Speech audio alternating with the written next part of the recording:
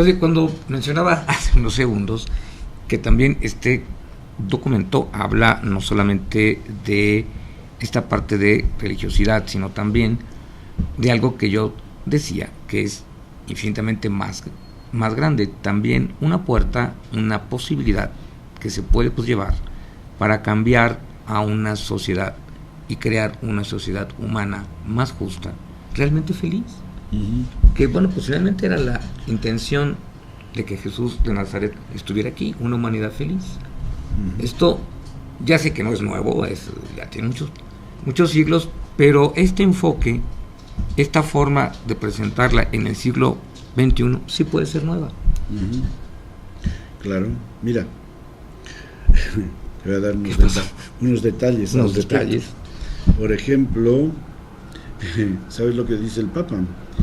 Bueno, muchas cosas ya las has leído, pero dice, hoy día hay que promover los dogmas de la eficiencia y del pragmatismo de la comunión que lleva al encuentro.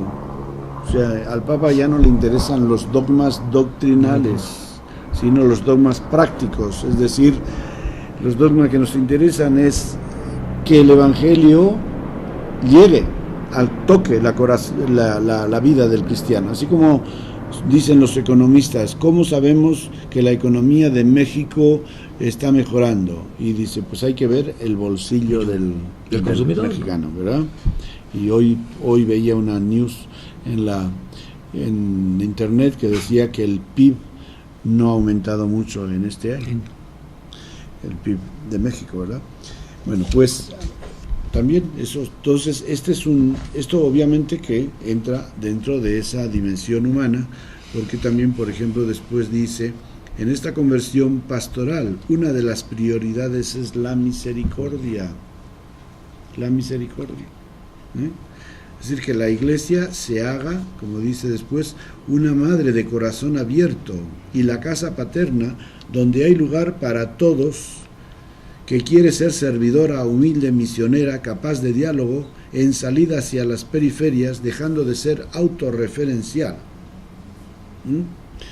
Y va respondiendo a lo que has dicho, ¿verdad? Totalmente. Y luego, en las primeras líneas del documento, dice, quienes se dejan salvar por Cristo son liberados del pecado, pero también de la tristeza, del vacío interior, del aislamiento. O sea, la tristeza, vacío interior y aislamiento, que son tres elementos que los psicólogos dirían te libera de la baja autoestima. ¿De la depresión? De la depresión, ¿no?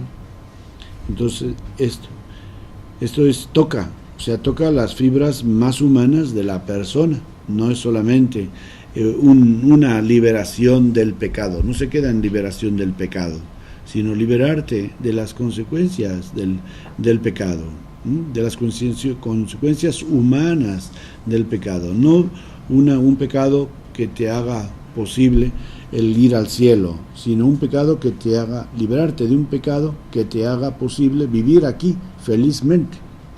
Así es. Porque el pecado del ser humano fundamental, ya hemos dicho en otras ocasiones, es el aislamiento, es el egoísmo, es el no aceptar su realidad, etcétera. Es eso que los papas anteriores han condenado como humanismo idólatra, de querer hacer al ser humano el ídolo de sí mismo, y pues todo eso.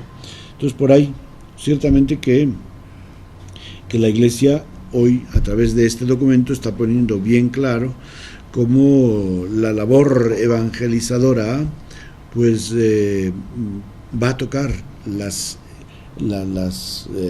experiencias de la vida del hombre de hoy y lo quiere hacer más humano, porque ¿de qué nos sirve tener un montón de gente encerrada en la iglesia, aunque las iglesias estén llenas, si luego nuestra sociedad, si luego nuestros países están en guerra, están en conflicto, sufren necesidades, no se reconocen los derechos humanos de los ciudadanos, etcétera? ¿En qué influye? Esa iglesia no sirve de nada, ha perdido el sabor, ya no es la sal que da sabor.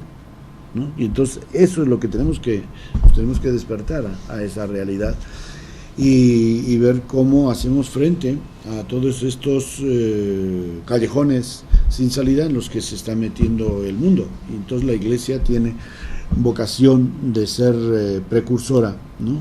Y predicar un evangelio liberador de todo aquello que al hombre le hace ser menos hombre, ¿no? Y pues ahí está todo el tema de los derechos humanos, ¿verdad? Padre, traspasar los muros de la iglesia, traspasar los muros de la parroquia e ir al punto álgido que es esta sociedad, porque puntos álgidos por aquí hay cualquier cantidad, implicará pues también que todo y cada uno del que vaya deba estar imbuido y adaptado a ese nuevo punto. O sea, va a exigir más del clérigo y por supuesto del laico que se comprometa a ello. Eso sí es un punto verdaderamente que me parece de un trabajo y un esfuerzo ya mucho más grande. Sí, es un llamamiento a un gran esfuerzo. Sí, por eso dice el Papa en el número 15, ¿lo has leído? Dice, la actividad misionera es el paradigma de toda la obra de la Iglesia. Y el anuncio a los alejados es la tarea primordial de la Iglesia. Entonces, aquí hay un cambio de visión muy importante, y es que quienes estamos dentro, quienes nos consideramos dentro de la Iglesia con un compromiso, que de hecho pues toda persona que va a misa el domingo periódicamente se supone que debería tener un compromiso y lo hace por un compromiso, no por un compromiso de ir a misa, sino por un compromiso de vivir como cristiano. Entonces todos estos que estamos en ese sentido, que nos consideramos cristianos activos dentro de la Iglesia, está diciendo aquí el Papa que tenemos que asumir una dimensión misionera, en el sentido de que vamos a la Iglesia para que de ahí saquemos la inspiración, la energía, el deseo, el gusto, el espíritu, las fuerzas, ¿para qué? Para luego dar testimonio de lo que somos y de lo que vivimos, para luego ser evangelizadores, porque el Papa pues siempre ha sido así, lo ha dicho la Iglesia, pero lo recalca el Papa también aquí, que una de las formas primordiales de la evangelización es el testimonio. De tal manera que el Papa Pablo VI, ya hace en los años 70, que publicó una encíclica también, o exhortación, creo que fue una exhortación también apostólica sobre la evangelización y la necesidad de evangelizar, Evangelii Nunciandi se titulaba, decía: el mundo de hoy cree más a los testigos que a los maestros. Y si cree a los maestros es porque son testigos.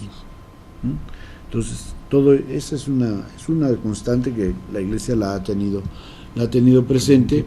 Ahora, de tenerlo presente doctrinalmente a vivirlo, pues ahí hay un gran reto.